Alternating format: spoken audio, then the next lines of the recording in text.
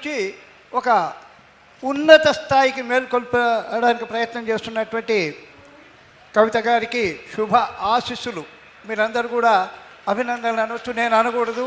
వారి తండ్రి గారు కూడా నాకు బాగా పరిచయము కాబట్టి శుభాశీస్సులు తెలియజేస్తూ, మరి బ్రాహ్మడు ఎవ్వరికీ వ్యతిరేకం కాడు. నేను తెలంగాణ బ్రాహ్మణ వైదిక సంఘ రాష్ట్ర అధ్యక్షుడిగా చెప్తున్నాను. బ్రాహ్మడు ఎవరికి వ్యతిరేకం కాడు. సంధ్యావందనం చేసుకునేప్పుడు లోకా సమస్త సుఖినో భవంతు, ఏ ఒక్క వర్గానికి కాదు. చాలామంది ఈ మధ్యన నింద వేస్తున్నారు. మరి అరుంధతి ఎవరండి? వ్యాసుడు ఎవరండి? వాల్మీకి ఎవరండి? అందరినీ ఆరాధిస్తున్నామే. రాముడు ఎవరండి? అందరినీ ఆరాధిస్తాం. అందరూ బాగుండాలి, అందులో మేము ఉండాలి. కాబట్టి మరి ఇప్పుడే కొంతమంది సోదరులు అంటున్నారు ఓసీలంతా కూడా బాగా ధనం ఉన్నదని. ఎవరికి ఉందండి?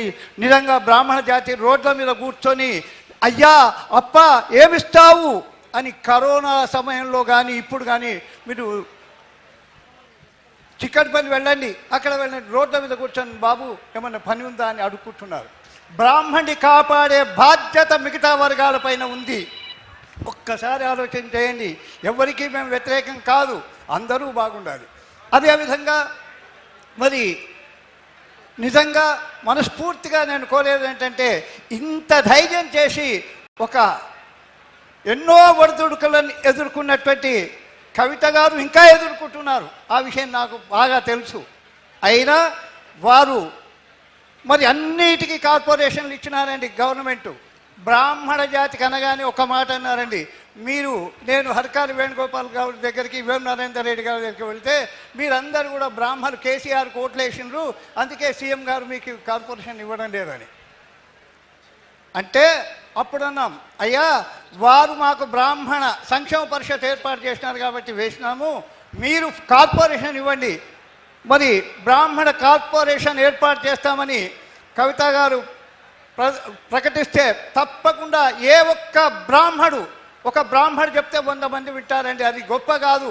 బ్రాహ్మణ జాతికి ఉన్న లక్షణం. అయ్యా పంచాంగంకి వస్తాడు, గుడికి వస్తాడు, నాన్న కవిత గారు జాగృతి పెట్టినారు, మనకు మేలు చేస్తున్నారు, ఇవ్వండి చేయండి అని ఆమెను ముఖ్యమంత్రి హోదాలో చూసే అదృష్టం మనకందరికి కూడా కలగాలని మనస్ఫూర్తిగా ఆకాంక్షిస్తూ, అన్ని జాతులలో నిరుపేదలు ఉన్నారండి. ఉన్నారు కదా, ఓసీలలో ఉన్నారు, ఎస్టీలలో ఉన్నారు, బీసీలలో ఉన్నారు. నిరుపేద వాడికి, ఆర్థికంగా వెనుకబడ్డ వాడికి ఫలాలు అందాలి. మరి ఆర్థికంగా ఎదుగుదల ఉంది, మరి విద్యలో ఎదుగుదల ఉంది, విద్యలో ఉన్నవాడికి ఇవ్వండి. మరి కాబట్టి ఎవ్వరికి వ్యతిరేకం కాదు.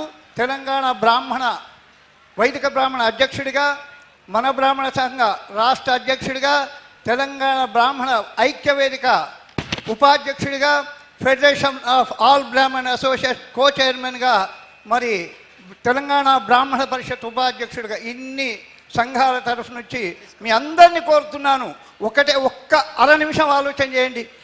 పేదవాడికి ఫలాలు అందాలా, ధనికుడికి అందాలా? ఏమండి? పేదవాడికి చెందాలి. కాబట్టి ఏమండి, ఏ కులంతో సంబంధం లేదండి. అట్లా అనుకుంటే ఆ అమ్మగారు ఓసి, నేను ఓసి, ఇంకోరు ఓసి, మేము కష్టపడతలేమా? కాబట్టి దయచేసి ఆర్థికంగా ఎవరు వెనుకబడ్డారో వాళ్లకు ఈ ఫలాలు అందజేయడానికి మరి మీరందరూ కూడా కృషి చేయండి. అందరు ఒక చెట్టు ఉందండి, ఒక కొమ్మ బాగుంటే బాగుందా? అన్ని కొమ్మలు బాగుంటారా? అన్ని కులాలతో సంబంధ జాతి అంతా కూడా కలిసినప్పుడే భారతదేశం అభివృద్ధి అవుతుంది. అక్కడ కూర్చున్నారు ముస్లిం సోదరులు, వాళ్ళకు వ్యతిరేకం కాదు మేము, ఎస్సీలకు వ్యతిరేకం కాదు, బీసీలకు కాదు, ఎస్టీలకు ఎవరికి కాదండి. అందరినీ గౌరవించేటువంటి జాతి బ్రాహ్మణ జాతి అని గర్వంగా చెప్పుతూ, మరి ఈ సందర్భంగా నాకు అవకాశం కలిగించినటువంటి జాగృతి వ్యవస్థాపక అధ్యక్షురాలు, మరి నిజంగా పట్టుదల వీరనారి అనొచ్చు ఆ అమ్మగారిని. పొగడ్త కాదండి. ఆ అమ్మగారికి ఎన్ని ఒడిదొడుకులు వస్తున్నావో, నేను సెక్రటరియట్కి వెళ్తుంటాను, అక్కడ వెళ్తుంటాను, కేసీఆర్ గారి దగ్గరికి వెళ్తుంటాను. వారి తండ్రి గారి గురువు మృత్యుంజయ శర్మ గారు నాకు ఆప్తమిత్రుడు కాబట్టి అలానే మరి వారిని ఈ ఉద్యమాలన్నీ కూడా ప్రారంభం చేయవలసిందిగా కోరుతూ వారిని తెలంగాణ రాష్ట్ర ముఖ్యమంత్రిగా అతి త్వరలోనే చూస్తాము, వచ్చే ఎన్నికల్లో వారిని గెలిపించుకుందామని మనవి చేస్తూ ఈ అవకాశం కలిగించినటువంటి కులగన్న సమగ్ర చర్చ నిర్వాహకులకు, జాగృతి నిర్వాహకులకు అందరికీ కూడా మరొక్కసారి శుభ ఆశీస్సులు అందజేస్తూ లోకా సమస్త సుఖినో భవంతు. అందరు చెప్పండి, లోకా సమస్త సుఖినో భవంతు, సుఖినో భవంతు. ధన్యవాదాలు. ఓం శాంతి శాంతి శాంతి. ధన్యవాదాలు.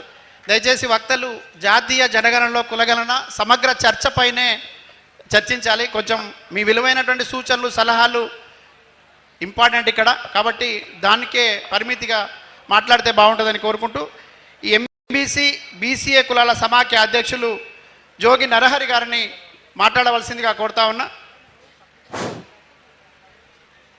ఈరోజు చక్కటి సభ మన అత్యంత వెనుకబడిన కులాల కోసము